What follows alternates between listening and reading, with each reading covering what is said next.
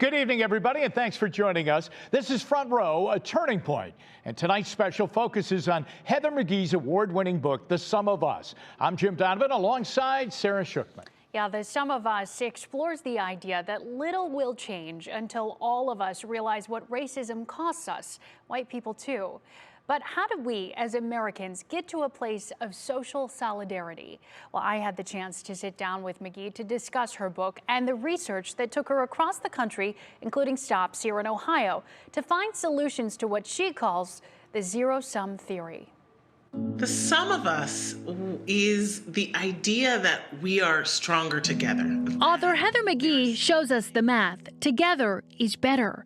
But in her New York Times best-selling book, The Sum of Us, she explains in America, we aren't buying into the equation. This zero-sum idea, the idea that there's a fixed pie of well-being, if we get a bigger slice, they must get a smaller slice, is a really dominant worldview in America. And it's actually racialized. It's this sense that there's a racial competition. The zero-sum paradigm, McGhee argues, is at its heart driven by racism. That is, the idea that progress for some of us must come at the expense of others. We end up rooting against our own teammates. You think of the economy as a game. You want all your best players on the field scoring points for your team. You don't want any of them sidelined.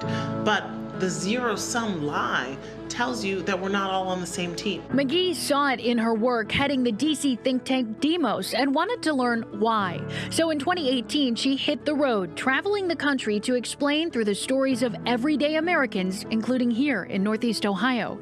In the book, she recounts an earlier experience in Cleveland's Mount Pleasant neighborhood that foreshadowed the foreclosure crisis. I am emotional about it as I was on that fateful day in 2007 when I walked the neighborhood and saw all of the homes that were in foreclosure that didn't have to be, that shouldn't have been. And here's why, for me, it's very clear that without racism, we would not have had the financial crash of 2008 and lost trillions of dollars in wealth and 8 million jobs.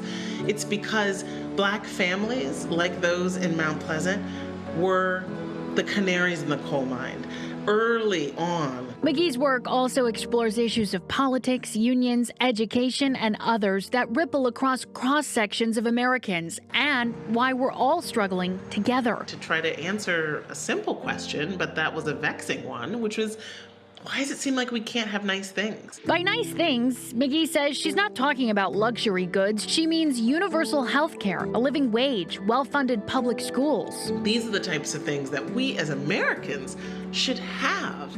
And that used to be a part of a sense of an American dream that it feels like the lights are being turned out on. To fix it, McGhee's book outlines the moments she sees as solidarity dividends. It's this idea that there can be gains that we can unlock, but only when we come together across lines of race.